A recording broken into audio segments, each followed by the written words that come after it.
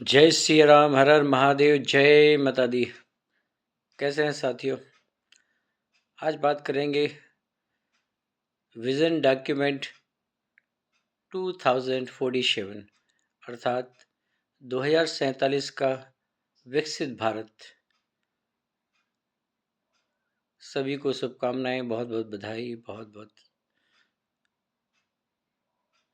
Good wishes कि 2047 से हमारा भारत विकसित भारत हो। हमारे प्रधानमंत्री जी हैं, उनका सपना है। हमारे मुख्यमंत्री जी हैं, उनका सपना है। और हम सबका सपना है कि हमारा देश भी एक विकसित भारत हो। और उन्होंने लक्ष्य तय किया है कि 2047 में हमारा भारत पूरी तरह से विकसित होगा। विकसित देशों में जो सुविधाएं होती हैं वो यहाँ पे होंगी। वहाँ की स्वास्थ्य सुविधाएं हैं, शिक्षा की व्यवस्था है, लोगों के सामान्य जीवन के जो कामकाज हैं, रोड हैं, हॉस्पिटल हैं, स्कूल हैं, बैंक हैं, और जो भी जीवन की पानी की व्यवस्था है, जीवन की जो भी मूलभूत आवश्यकता है वो आदमी को सहज रूप से उपलब्ध होगी। किसी के जीवन में कोई तनाव नहीं होगा। साथ ही मुझे ऐसा लगता है कि जो एक विकसित देश होता है, अविकसित देश होता है, जो पिछड़ा देश होता है, उनकी सबकी अपनी परिभाषाएं होती हैं। जीडीपी में कृषि का कितना योगदान है, सर्विस सेक्टर का कितना योगदान है, उनकी जो इकोनॉमी है वो कितनी ट्रिलियन की है, वगैरह वगैरह। ये आर्थिक आंकड़े होते हैं जिसके आधार पर किसी देश को कहा जाता है कि अभी विकसित देश है, विकासशील देश है या पिछड़ा देश है। लेकिन मेरा अपना मानना है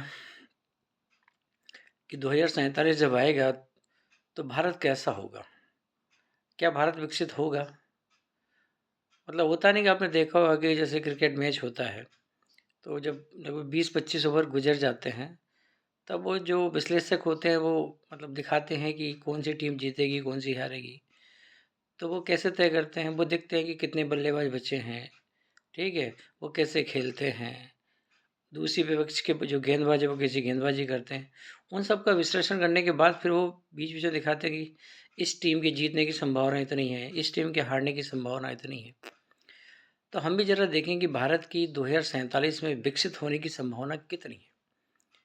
अब आज का दौर देख लीजिए। देखिए, आज भारत बहुत तेज़ी से विकास कर रहा है, इसमें कोई कोई दो मत नहीं है। कई क्षेत्रों में अभूतपूर्व विकास हुआ है। चाहे आप जैसे इसरो का देख लीजिए, सैटेलाइट के क्षेत्र में आज भारत आत्मनिर्भर भारत है। मतलब आज भारत न केवल अपने सैटेलाइट छोड़ता है बल्कि विदेश की सैटेलाइट को भी वो उनसे पैसा लेके छोड़ता है। अद्भुत है ये, इसमें कोई दो राय नहीं है। बहुत उन्नति की भारत ने। और आप देखो तो वाली रोड भी देखो तो हमारे रोड बहुत अच्छे हो गए हैं। बिजली की व्यवस्था बहुत हो गई है। शिक्षा व्यवस्था पहले से थोड़ी सी बेहतर तो हुई है लेकिन पूरी तरह से भी सही नहीं हुई है। लेकिन एक चीज़ जो है उसमें कोई परिवर्तन नहीं हुआ है, जो वहीं की वहीं है। और वो है कानून के प्रति लोगों के मन में सम्मान, या कानून के प्रति सम्मान। जो कानून को लागू करने वाले हैं उनके मन में कानून का कितना सम्मान है। क्योंकि जब तक जिस देश में कानून का सम्मान नहीं होगा या कानून का पालन नहीं होगा, सभी लोग भेदभाव को छोड़कर, अमीर गरीब को छोड़कर, अधिकारी कर्मचारी को छोड़कर, मंत्री विधायक को छोड़कर, ये सारे पद को भूल कर जब कानून का सम्मान करने लगेंगे ना, तब देश विकसित होता है सर। बड़ा अच्छा लगता है कि जब हम अमेरिका के राष्ट्रपति बराक ओबामा को देखें कि राष्ट्रपति पद से त्याग करने के बाद भी वो जब कोई कहीं जाते हैं तो एक लाइन में खड़े होते हैं। इससे कहते हैं विकसित भारत। ब्रिटेन के प्रधानमंत्री का कोई वीडियो डाला था कि वो बिल्कुल सामान्य, मतलब जब पद से उतर गए एक सामान्य आदमी की तरह बिल्कुल सामान्य हो गए। कई बार तो बड़े बड़े जो राष्ट्रपति महोदय होते हैं वो भी लाइन में लग के काम करते हैं। कई बार आपने देखा होगा कि राष्ट्रपति महोदय भी लाइन में लगकर वोटिंग कर रहे हैं, प्रधानमंत्री जी भी वोटिंग कर रहे हैं, लोकसभा के अध्यक्ष भी वोटिंग कर रहे हैं। ये सब क्या संदेश देना चाहते हैं? यही संदेश दिया जाता है कि देखो भाई, कानून के आगे सब बराबर है। हमारा संविधान कहता है कि समानता का अधिकार है। संविधान के अनुच्छेद 14 में लिखा हुआ है राइट टू इक्वलिटी, समानता का अधिकार। लेकिन क्या कानून के आगे सब समान है? कहने की बात तो है कि ला सबके लिए एक है, लेकिन ये सिर्फ कहने की बात है। आपने देखा होगा एक केस में कि एक आदमी बहुत वीआईपी आदमी था, उसे जेल होने वाली थी, लेकिन रातों रात कोर्ट खुल गई, आधी रात को कोर्ट खुल गई, उसको बेल मिल गई, बाहर आ गया। क्या आम आदमी के लिए उपलब्ध है? आम आदमी बेचारा अगर उसकी एफआईआर हो जाए तो पता ही नहीं चले कहाँ गया कहाँ गया। अगर गरीब आदमी तो सड़ता रहेगा जेल में, छूट गया तो छूट गया, नहीं तो पता लगे जेल में ही उनकी ज़िंदगी निकल गई। तो कैसे चलेगा? क्या इस तरह से विकसित भारत होगा कि आम अलग है खास अलग है? अब आप देखो, अब एक सिंपल सा उदाहरण आपको दे दूं मैं। जैसे रोड पे निकलो, एक सीधा सा कानून है कि भाई जो भी आदमी बाइक चलाएगा वो हेलमेट लगा के चलाएगा, और वो अगर हेलमेट नहीं लगाया तो उसके बाद जुर्माना होगा। अब आप रोड पर देखिए, इस कानून को लागू करने की पावर किसके पास है? पुलिस वालों के पास है। मैं रोज़ देखता हूँ, मतलब मुझे बहुत हैरानी की बात है कि मतलब बहुत कष्ट भी होता है इस बात को लेकर कि सर डीएम साहब भी हैं, कमिश्नर साहब भी हैं, आरटीओ साहब भी हैं, सारे पुलिस के सब लोग हैं, सब लोग देखते हैं रोड पे जितने पुलिस वाले जाते हैं जो बाइक चलाते हैं, 90% लोग, 95% लोग बिना हेलमेट के बाइक चलाते हैं। उन पर कोई फाइन नहीं करता, उनके पास एक भी कागज़ नहीं है। अगर आप उनकी गाड़ी चेक कर लो, मैं गारंटी देता हूँ कि अगर उनके पास कोई ड्राइविंग लाइसेंस हो, या उनके पास उनके इंश्योरेंस हो, या उनके पास पॉल्यूशन का कोई हो, कोई काहे का पॉल्यूशन भाई, खुद ही पे पॉल्यूशन देने वाले हैं। एक भी सर्टिफिकेट नहीं है उनके पास, गारंटी है। मैसेज किया जा रहा है सर, मैसेज आप बहुत गलत दे रहे हो, बहुत गलत, बहुत ही खतरनाक मैसेज कि हम चूँकि पावर में हैं इसलिए हम हेलमेट नहीं लगाते। तो जो आम आदमी वो क्या सोचता है कि देखो वो पुलिस वाले साहब जा रहे हैं, उनने तो हेलमेट नहीं लगाया है यार। वो देखो वो सांसद जी जा रहे हैं, वो विधायक जी जा रहे हैं, वो बड़े ठेकेदार साहब जा रहे हैं, उनसे तो कोई नहीं पूछता यार, उनका हेलमेट तो वो तो लगाते ही नहीं है। तो भाई साहब हम हेलमेट क्यों लगाए यार? हम इतने कमज़ोर हैं क्या?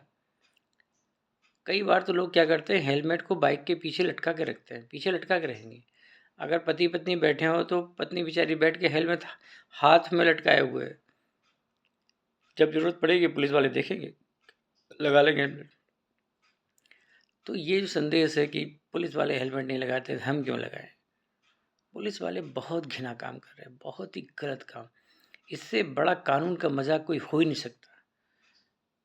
अगर आपको कानून के प्रति सम्मान दिखाना है तो इससे बड़ा सम्मान कभी नहीं दिखेगा कि हर पुलिसकर्मी बिना हेलमेट की गाड़ी पे बैठना भूल जाए। इतना उसके अंदर भय पैदा कर दो कि गाड़ी बाद में स्टार्ट करेगा, पहले हेलमेट लगाएगा, और दो लोग बैठे हैं तो दोनों हेलमेट लगाएंगे।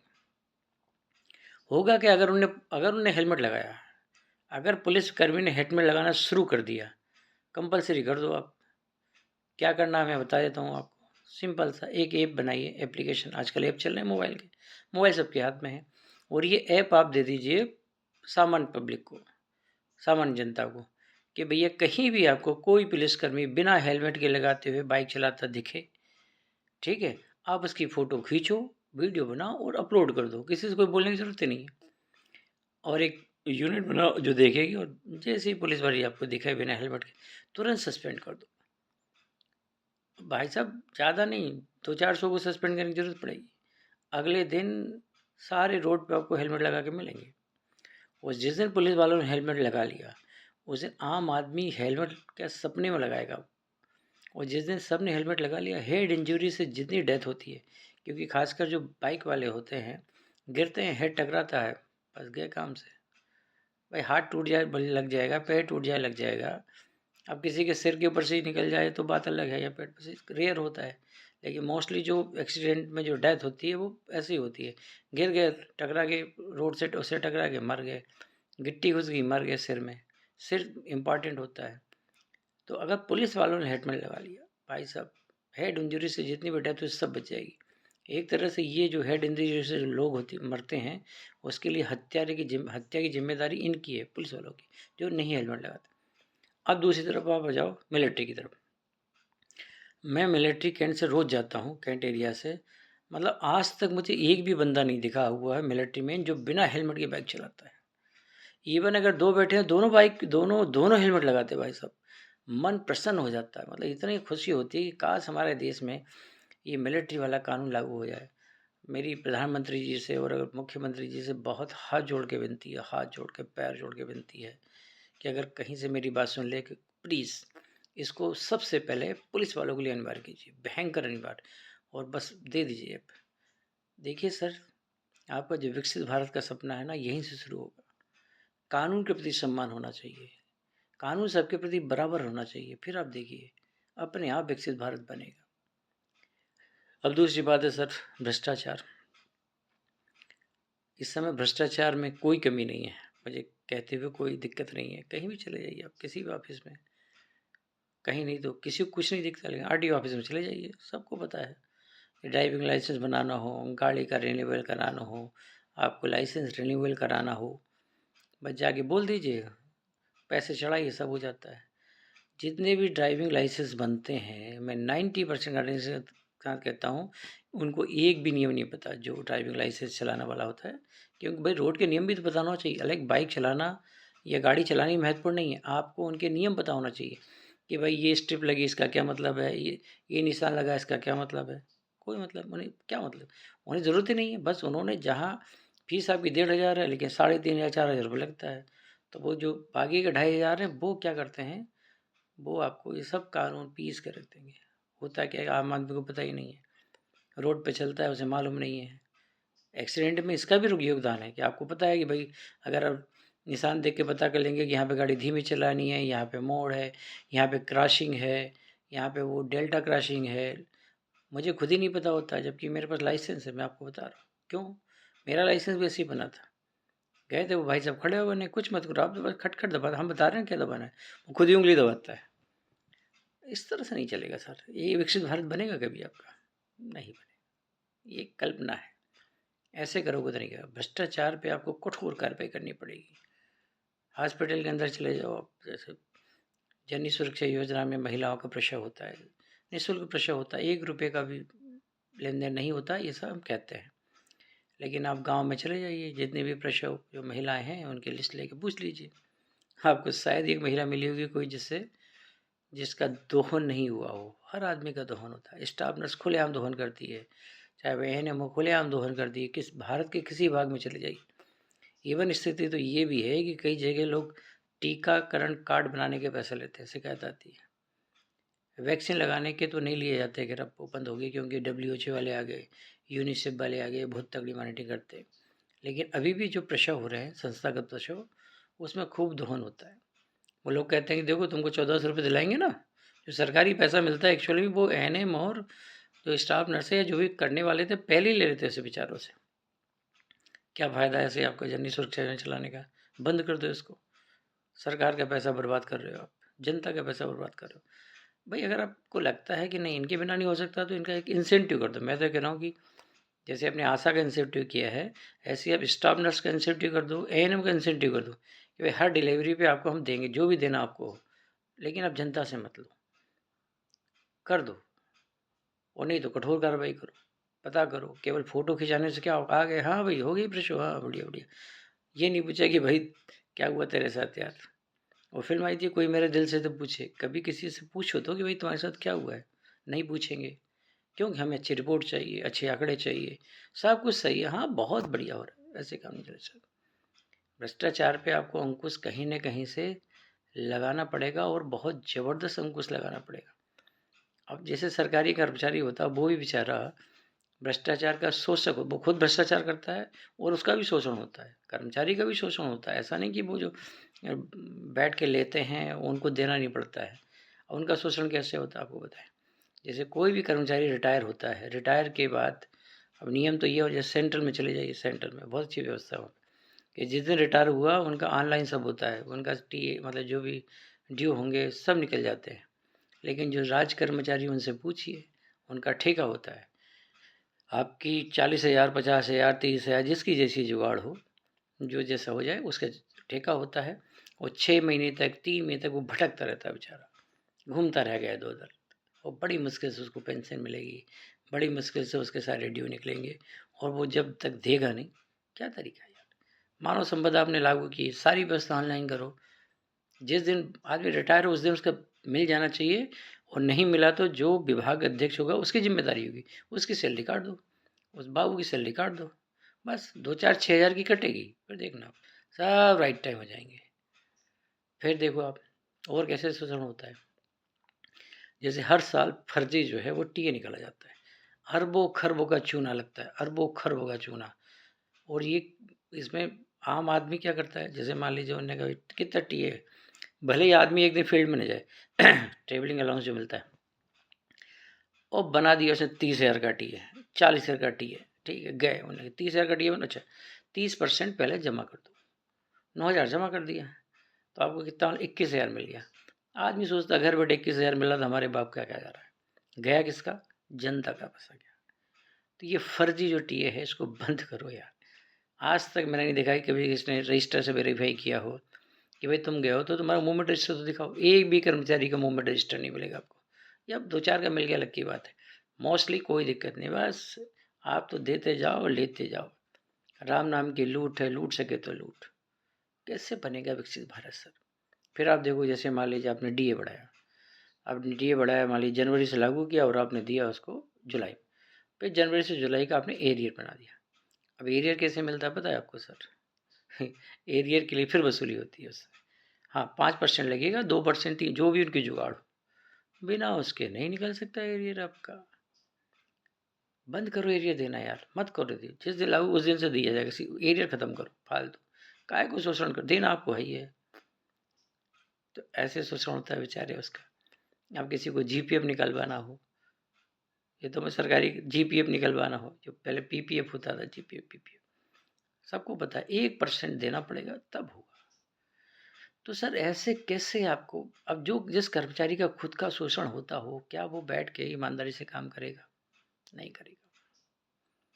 आपको संसद में जो बोहरा कमेटी बनी थी बहुत पहले भ्रष्टाचार के ऊपर, और खासकर जो सफ़ेद पोश अपराध होता है, वाइट कॉलर क्राइम, जो बड़े बड़े ऑफिस में बैठ के किया जाता है, बड़े बड़े लोग करते हैं, जब तक उस पर आप चाबुक नहीं चलाएंगे तब तक आप सोचें कि हम ब्रिज बनाएं और हमारा ब्रिज टिक जाए, असंभव है। आप पुल बनाएंगे, अंग्रेज पुल बनाते थे, 100 साल हो जाते थे, गिरते नहीं थे, गिराना पड़ता था आपको। आप पुल बनाते हो कल गिर जाता है, आप रोड बनाते हो कल उखड़ जाती है।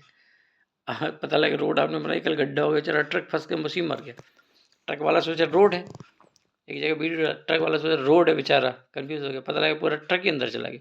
वो तो क्या बियर की बाटल थी, लोगों ने देखी, अरे तो 2-4 बाटल उठा ले गए, उसी में पी बैठ बैठ के पी भाई लोगों ने।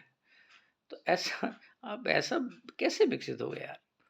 उसको विकसित कहेंगे कि आपने बना दिया और गए उद्घाटन करने का और वहीं टूट गया वो, इम्पॉसिबल है। ऐसे विकसित भारत कभी नहीं बनेगा। भ्रष्टाचार पे कठोर कार्रवाई होनी चाहिए और आपको छोटे छोटे नियम बनाने पड़ेंगे। अच्छा देखो आपने जैसे बहुत अच्छा काम किया भाई, मोदी जी योगी जी की मैं तारीफ़ करूँगा कि ग्रुप 3 ग्रुप 4 में उन्होंने कहा कि भाई अब इंटरव्यू नहीं होगा, क्योंकि सबसे ज़्यादा पैसा इंटरव्यू में लिया जाता था, ये सबको पता है, बंद कर दिया। बहुत अच्छा हुआ, हमारे 2-3 दोस्तों का फ़ोन आया, अरे यार बंसी जी वो बहुत अच्छा हुआ मोदी जी, इवन है कि हमारे मोहम्मडन मित्र थे, उन्होंने भी कहा अरे नहीं यार मोदी जी का काम मुझे बहुत पसंद है, योगी जी का, कि एक पैसा नहीं लगा, नहीं तो पहले 3-3 लाख 4-4 लाख रुपए की वसूली होती थी लोगों से। अभी भी जैसे लोग आते हैं 15 लाख 20 लाख, सबके पता है, सबको सारी चीज़, इनको बंद करो ना भाई। तो ये जो जैसे फर्जी मेडिकल है, अब मेडिकल टोटल फर्जी है, सबको पता है, पूरी दुनिया को पता है, लेकिन पता नहीं ऊपर लोगों ये बात ऊपर क्यों नहीं जाती है, ये जाती भी तो लोग चुप क्यों हो जाते हैं। पता सबको, मुझे लगता है, मुझे ऐसा नहीं पता कि किसी को पता ना हो, सबको पता है, ये सारी चीज़ जानते हैं सब लोग, लेकिन जानबूझ के अंधे बने हुए हैं। ये अंधा कानून है, ये अंधा कानून है। अरे भाई बच्चन साहब बहुत पुराने हो गए यार, बेचारे वो भी कह रहे हैं, उन्हें फिल्म बनानी थी, वो तो वो खुद ही पीड़ित थे उस फिल्म में, वो क्या कर सकते। कानून को आँख दो भाई, ऐसे अंधे मत बनो यार, सब कुछ देख के अंधे मत बनो कि कोई आया और हमें पता है यहाँ पे गंदी गंदी बस्तियाँ हैं, कोई विदेश से बहुत बड़ा राष्ट्रपति आया तो हमने दीवार खड़ी कर दी। अरे छुपाने से नहीं बनेगा कि तो उसे हमने उनके सामने छुपा लिया, आँख देख के काम करो, हिम्मत से काम करो। हाँ हम ये हैं लेकिन हम उसमें आगे बढ़ेंगे, अब ये नहीं होगा। तो जब तक आपके मन में वो नहीं आएगा, आप संकल्प नहीं लेंगे, केवल दिखावे से कहते 2047 में विकसित हो जाएगा, कल्पना करते रहो, हालांकि देखो शुरुआत अच्छी है, मैं ये नहीं कहता, अच्छी शुरुआत है, आप सोचेंगे अच्छा, अच्छे लोग आएंगे, पॉजिटिव एनर्जी होगी, हो सकता है कभी लोगों के मन में आ भी जाए कि नहीं यार ऐसा होना भी चाहिए, जैसे बच्चन साहब की एक फ़िल्म बनी थी भूतनाथ सेकंड। अब उसमें ये तो दिखाया था कि भाई उन्होंने कहा कि छुट्टी वाले दिन लोग, एक आम आदमी खड़ा होता है चुनाव में, आजकल के वोट तो मिलता नहीं कम से कम।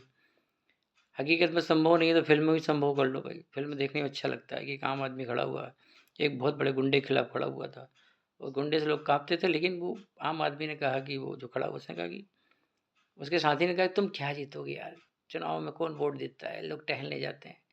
लेकिन उसने कहा ऐसा भी तो हो सकता है यार कि उस दिन लोग छुट्टी नहीं मनाए, चुनाव में वोट देने जाए, और एक दिन सोचे कि नहीं यार एक ईमानदार यार आदमी को वोट देनी है, एक बार वोट दो, दिया, खैर जीत गया वो।